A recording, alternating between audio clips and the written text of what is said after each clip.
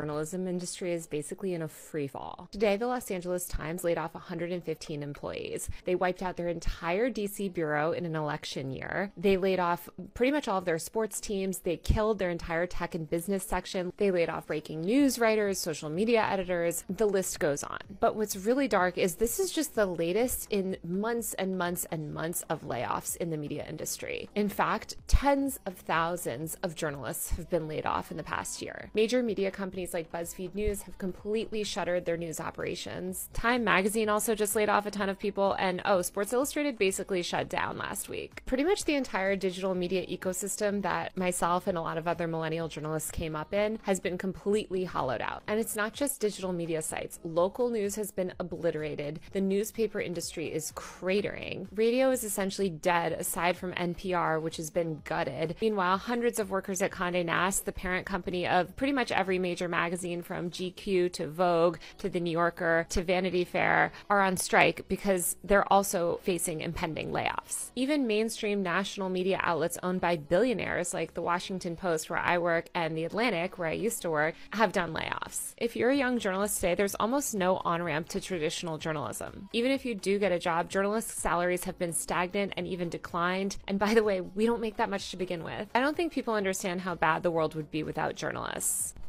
What's going on, everyone? It's Talks with Kenny here today. And you guys, I've been telling you guys for a long time, it's a media revolution, right? So as you saw from the intro, mainstream media, not mainstream media, but digital media like the BuzzFeeds of the world, Sports Illustrated of the world, GQ, Times Magazine, I can go on for days. Liberal media has been not the target, but the results of the fruits of their labor is mass layoffs right now, right? And I've been hammering this point home for a long time on my channel that journalism is the most liberal profession in the world, and their bias has become so apparent, so in your face, that essentially they're not journalists anymore. They're propagandists.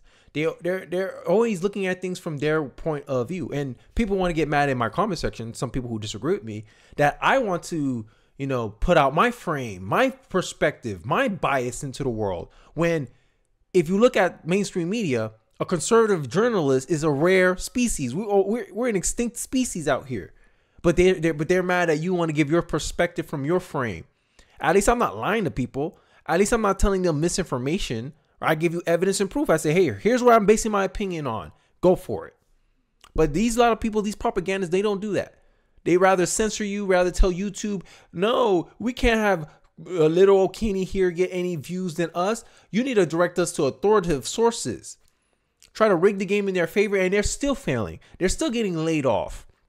Because LA Times, which is what sparked all this reaction, was operating at a deficit. They're almost as bad as the WNBA, losing $34 million a year. My goodness. Of course they had to do layoffs. And now they want to boo-hoo and whine and cry. Here's a clip I'm about to show you. When you give journalism like this, any middle of the road person, any rational person can easily see what you're trying to do. This is an example of how mainstream media, in my view, earned a reputation as being a propagandist profession. Let's take a look. And very quickly, this massive resistance, it sounds like the old Southerners who said that we will resist integration by any means necessary, that Chip Roy language. How does that read inside of the Latino community? I mean, it's very simple. If you're the Republican Party, you're allegedly the party of laws and order, and you're essentially telling local authorities to break the law. So I think once again, going into this image of, who is the party of law and order and who is the party for democracy, I think that's where we all have to highlight the hypocrisy, regardless of the politics. They're essentially telling people to break the law. Now you heard that. You see how the framing goes? Oh, just like the racist Southerners, they're trying to destroy. And the Latino or Latina, whatever you want to call herself. Okay, man. Like the idea, who's the law and order party and who's for democracy? It's clear to see. It's not partisan here. Last time I checked, Biden ignored a court order by the Supreme Court as well. The student loan forgiveness, anyone? And this is the kind of, like, if you even moderately politically knowledgeable, you can counter a lot of the things they bring up here. Hey, that's a framing there. I don't think that's really true. It's merely, hey, we want to guide you down a particular path. We want you to have a particular perspective. And this is why mainstream media is dying. All you have to do, and I made this point enough, and then I'm going to get into why mainstream media is failing, especially because it's heavily left-wing. And I'm about to show you some examples in a little bit. But if you just Google, where do Gen Z and millennials get most of their news? Where do Gen Z and millennials spend most of their time? Now say it with me. Social media. This is the future. This is where the future generations are going to get their information from.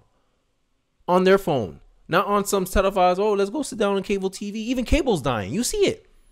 The whole media landscape is changing, and these people don't want to adapt to the times. These people don't want to be competitive because they're so used to having everything gatekeeped. Oh, I don't like his opinion. My corporation will gatekeep the opposing opinion, the contrary opinion. Nope. Now information is democratized. I'm allowed to express my opinion, and it has just as much as a chance of getting reach as the next person. This is how it's supposed to be. Instead of going into the nitty gritty, hey, this is probably one of the reasons why Texas feel they need to defend their border. No, let's just frame it so we can condition the minds of our viewers to see it a certain way. That is the job of many digital media outlets, and they wonder why they're going out of business. Because people don't want to be told what to think. They just want the information, and they want to decide for themselves. And that's what I believe I give my viewers here on my channel the opportunity to.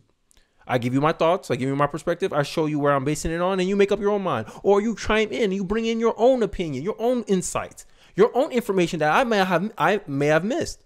And I think this collaborative, informal way of speaking back and forth, trading ideas, exchanging ideas, I think we're better for it. But I digress with my long-winded rant. Glenn Greenwald, who I respect dearly, I respect him a lot, even if I don't agree with all his politics. I respect his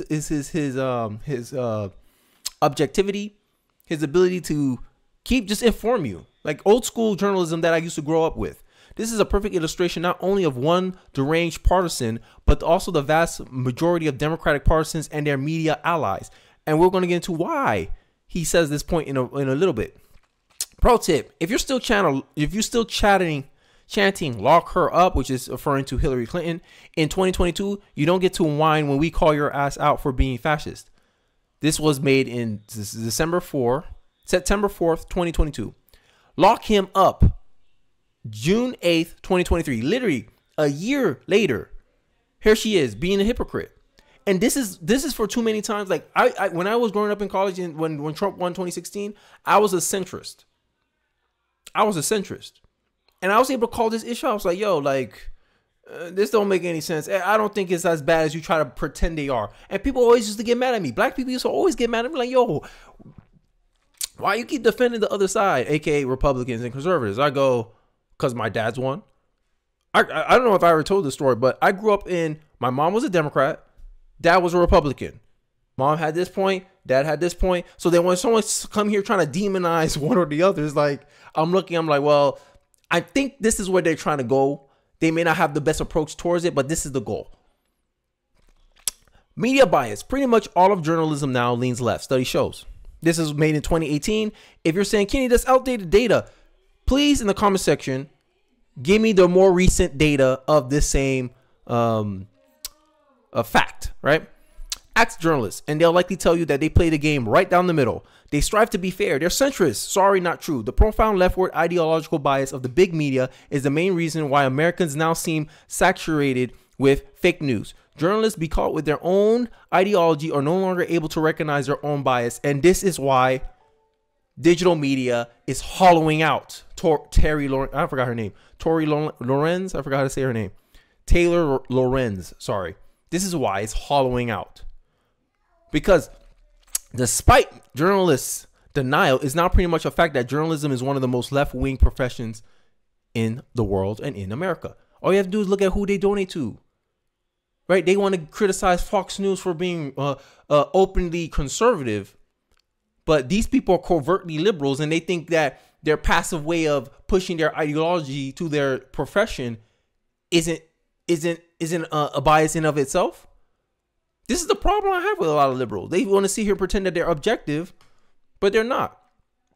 Right? And there's another reason why liberals get called fake news. Here's a post that kind of illustrate as an example of some of the problems that digital media like BuzzFeed, What else? Times Magazine, all these other digital media outlets that's facing mass layoffs. No data, no problems. Researchers and journalists know most people barely read the article, let alone look at the actual studies. Boiling blood rarely reached the brain, right? And this was recent to like some rape case that was going on in Texas that some guy brought up. Oh, Texas saw an estimate 26,000 rape-related pregnancies during the 16 months after the state outlawed all abortions, with no exceptions for survivors of rape or incest, according to the new study. And he showed this, and the guy exposed this data, because I noticed this too. When you ask for the methods of how they come to that conclusion, aka how you got to the answer, right? This is why a lot of people don't like math, right? Essentially, what I'm doing here is math. Okay, you say x plus y equals 5. Okay, how you got to that conclusion? The method. How that data came about? What method produced that data? And you can evaluate the data. Because to our knowledge, no recent relatable state level data on completed vaginal rapes, forced or drug alcohol facilitated vaginal penetration are available. We analyze multiple data sources to estimate reports and unreported rape in states with total abortion bans. We also estimate that the number of resulting pregnancy based on findings from prior research on rape-related pregnancy rates. Supplemental 1. Data makes no sense, right? And this is the idea that people like when people sit down and they take the time to read the bill. They go, it's not as bad as they said it. Don't say gay was the biggest wake-up call for me, I think. When people were sitting here, oh, don't say gay, I'm like, yo, isn't it the Parents' Rights and Education Bill? What are you talking about? I had a friend that tried to do that to me. Oh, you can support Ron DeSantis. What about the Don't Say Gay bill? Don't you support that? And I go, I don't know what you're talking about. Are you talking about the Parental Rights and Education Bill? And he goes, yeah, that bill. I was like, okay, why are you calling it that? That's like me calling you by the wrong name. Don't make sense. But this is the game they play. And when they get called propagandists, they want to get mad. Okay, you said you call it the Don't Say Gay bill. Where's gay? Can you show me where gay is referenced in the bill? Can you show me what line in the bill that made you give it that name? What evidence do you have to base your accusations? Crickets. See, this is one thing that I don't mind. I don't mind people having a perspective, a certain frame, but at least have something to back it up. It can't just come all the way from your imagination and then pretend that it's reality. This is the problem with a lot of these left-wing journalists, which is most of journalism. I already showed you the facts, guys. I already showed it. Look, I already showed you the facts. Despite journalists' denial, it's now pretty much a fact that journalism is one of the most left-wing professions. There go my evidence.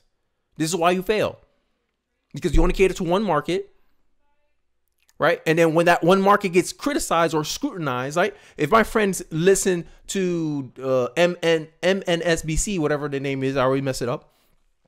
He comes to me, oh, you heard about the Don't Say Gay bill? And I go, and I ask him a question about it.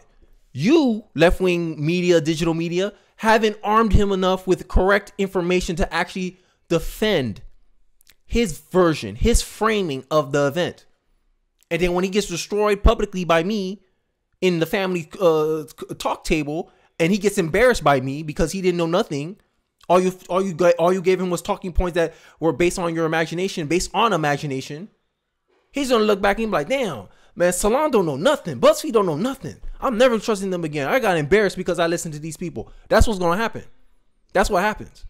Based on a true story. But hey, you liberal media, digital media, you only got yourself to blame.